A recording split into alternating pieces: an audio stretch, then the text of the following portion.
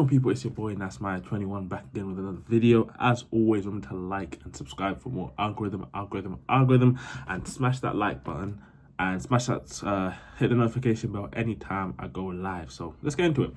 Without further ado, with the transfer window being shut down, it finished, obviously it closed on Monday, and I figured, you know what, let me make a video on the winners and losers of the transfer window. I'll give you 3 each, and I'll try to keep it in the Premier League. If you want like a non-Premier League one, like a European one edition, comment down below, man, and I'll make one. But yeah, with the Premier League one, I think for me, the biggest winners, and surprise, surprise, it's kind of not that hard as well, Liverpool Football Club. I mean, going into this transfer window, coming off as champions, there were some positions that needed to be filled. Obviously, the departure of Trent, Robertson became the weak link of their back line. And also, attackingly, they could also use some depth because the likes of Jota, obviously, RIP, what happened was sad.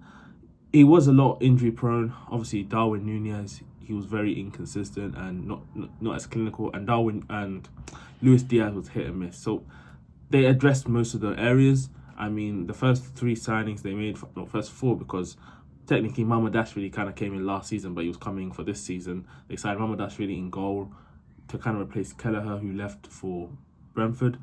And he's come in. We haven't seen much of him, but I think slowly they'll transition from Alisson to him, give him the realm. They also brought in 2 fullbacks in Frimpong and Kerkez.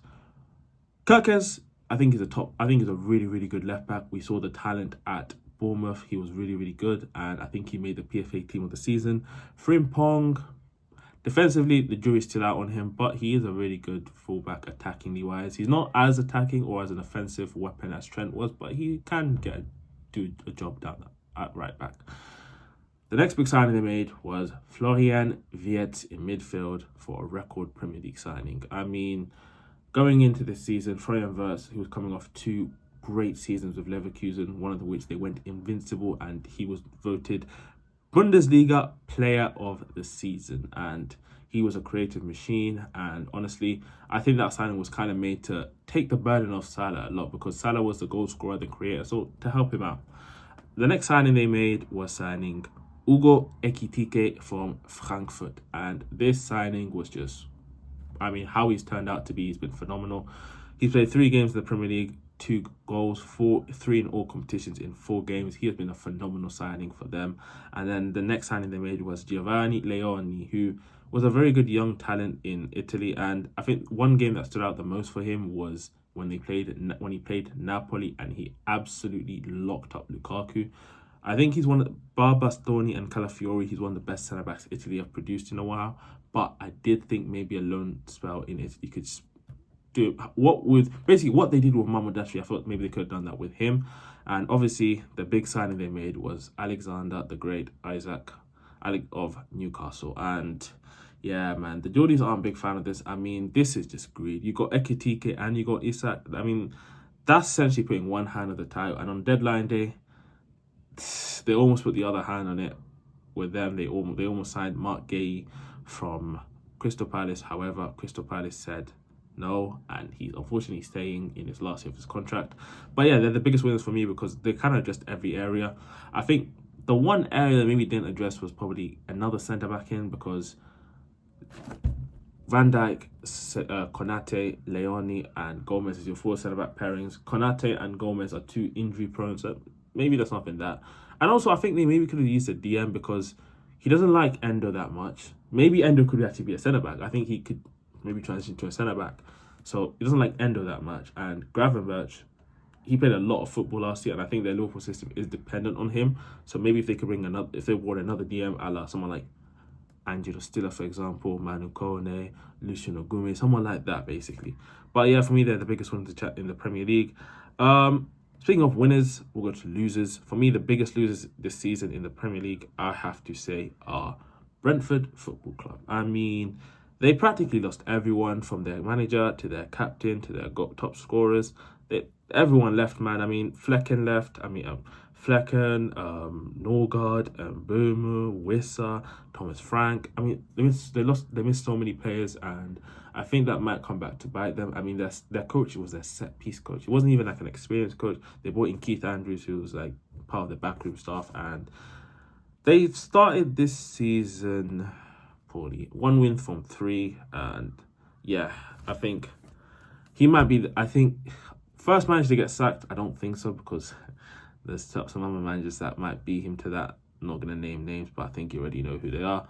But they did bring in some decent players. I mean, I like Dango Atara. He's a really good player at Bournemouth. And Igor Thiago, we obviously signed him last season, but he was injured the whole of last season. So it's kind of hard to tell how good he'll be. Milambo from Feyenoord is a really good player. I really liked him a lot. Jordan Henderson, that's that. Come on, man. Come on, brother, man. Really, man. You could have done better there, but yeah, I think they're the biggest losers. I mean, and Mbeumo, Wissa, both of them combined for 20 goals. Both of them scored 20 goals each last season. Norgard was kind of like that defensive shield in midfield for them. Their captain, their talisman. Mark Flecken in goal also left for them. I mean, you're getting Keller. I think Keller has still a good goalkeeper, but Flecken's going to be a big miss for them. But yeah, man, for me, they're one of the biggest losers. Speaking of losers, let's go to winners now. The second winner, in my opinion, I'm going to say Newcastle. Yeah, I'm going to say Newcastle Football Club. Look, they got little broed and they found out their place in the food chain in the league. But at the end of the day, the players they brought in were very good. I mean, defensively, I thought maybe they could have signed a left back, but maybe the plan is maybe Dan Burn at left back, and then they brought in Malik Thiaw in defense. Who's maybe I'm not the biggest fan of Malik Thiaw, but if he's coming in as like a backup, fair enough to him. Aaron Ramsdale in goal for them over Nick Pope. I mean, Nick Ramsdale, I think he's a good goalkeeper. Like, obviously, Arsenal, they did move on from him, but he has a history of getting relegated with teams Sheffield, Bournemouth, Southampton. But he's a good goalkeeper. He's a good shot stopper. He's very good with the ball at his feet. But he's for a team like Newcastle, that's a really good goalkeeper upgrade for them. Midfield, they signed Jacob Ramsey, who I think that's a really, really good signing for them. That's a good coup for them, because I feel like the midfield being one position they lacked depth in, especially with the departure of Sean Longstaff. You know those three are going to start, but if you can have him and Willock coming off the bench, that's some good depth. And attacking-wise, they brought in 2 new strikers to replace Wilson and Isak in Johan Wissa and Nick Voltmada. And with Voltmada, I mean, I watched him a couple of times for Stuttgart last season, and I watched him for the German national team at the Nations Leagues and also the under-21s Euros. He's a unicorn, man. He's a really good striker. He's tall. He's technically good. He's a good goal. I won't say he's an elite goal scorer, but he's a good goal scorer in my opinion. He's a good goal scorer in my opinion. He can play as a number 10, as also a number 9. But they also signed Johan Wissa, who I think that's a good signing for them. I think when he first joined, I thought he was an underrated striker because he was always coming, like, replacing Tony, sometimes playing alongside him, sometimes playing for him. But he was a good striker. Last season, that was his coming of age where he scored, 20 goals for them last season. To get him 55 million, that's a bit steep considering their age, and he had 1 year left on his contract. But he's still a good player for them. They also signed Anthony Elanga for 50 million. Look, I think Elanga is a really good player, but for 50 million, there was so many other names out that you could have gone and get. I mean, Mohamed Kudus was available for the same price. Brian Mbeumo, obviously he rejected them, but you could have got him. Samuel Chukwueze, someone like that, you could have got him. But I think that's a good depth signing, because now you look at the whole front three. Off the left, you got Gordon and Barnes. Down the middle, you have Wissa and Voltmada, and off the right, you have Murphy and Elanga. So in the end, despite getting rejected by so many players, they still got some decent players. The next biggest loser, in my opinion, is Aston Villa. Yeah, look. The transfer window has kind of reflected how they've started as well. Was it 1 point from possible 9 without even scoring a single goal to start the season? They've been bad to be honest. And from some of the players they signed, is it Gassard from Nice? I thought they were going to get Asensio in on a permanent deal. They made Daniel Marlin's deal permanent, but on top of that, they also deadline day they kind of scrambled looking around. They got Jadon Sancho, Harvey Elliott both in on loans, and they got Victor Lindelof in on a free. I think I like the Harvey Elliott signing. I'll be honest, that's a really, really good coup for them. I think Harvey Elliott is a top player who's waiting to explode. I mean, Liverpool under Klopp, you saw Klopp gave him a lot of chances. But Slot, it was kind of a shame under Slot because Slot never really gave him a chance, and he went out to the England under-21 Euros and he lit that tournament on fire, winning player of the tournament. So that's a good signing for them. He can play off the left and as a number 10, and he can also play a bit deeper as well. And then they also signed Jadon Sancho. I think that'll be a good deal for him because he's someone that's versatile, can play on both sides, left and right. So you can potentially roll out like a... And I think that signing can also help Morgan Rogers because I think Morgan Rogers, his best position is centrally. So with those two coming in, I think he can play as that number 10. And Victor Lindelof in defence, look, he's coming in as like a backup. Because you're guessing when everyone's fit, your starting pairing is Pau Torres and Ezri Konsa because Victor Lindelof can't be your starting centre back. But other than that, I think they're one of my biggest losers because look at the players they brought in, man. Not really someone that raises the standards because you'll think outside of the top 4 teams, Villa's that 5th team underneath the next team up. So for me, that's why they're one of the biggest losers. The next winners of the transfer window, I gotta say, Tottenham Hotspur. Look, Tottenham, they had a disgraceful season last season, finishing 17th. 17th, Tottenham Hotspur. I mean, the 3 teams that went down came from the Championship. So you take them aside, they were the worst team by the table standards in the Premier League. Obviously, they sacked their manager in Ange Postecoglou and they brought in Mr. Thomas Frank from Brentford. They also signed Mohamed Kudus, Xavi Simons, Simon Simmons, if I got it wrong, I'm so sorry. And on deadline day, they signed Randall Kolo Muani. And they made some good signings. I think they definitely made some good signings. But for me, the biggest signing they made was Thomas Frank, the manager. Because when you look at Thomas Frank, the four games he's managed, they've got 6 points out of possible 9, but it's the versatility of how he plays. He's very adaptive to some games. Like the first game, it was attacking masterclass. City was a defensive masterclass, and Bournemouth, they were just terrible. But I like the signings of Simmons. He's someone that can play off the left, off the right, because he plays off the right for the Netherlands, and he can also play as a number 10. That's his natural position, and he's naturally a very good creative player. The first time I watched him was for PSG when he was really, really young. I didn't really understand the hype at the time, but when he went to PSV, that's when he really, really lit up that team. He played in under Ruud van Nistelrooy, the likes of Cody Gakpo, Jared Branthwaite, Noni Madueke, etc. And I believe he was top scorer there. And then he went to Leipzig for 2 seasons ago, and he was really, really good for Leipzig. He was really, really good for Leipzig.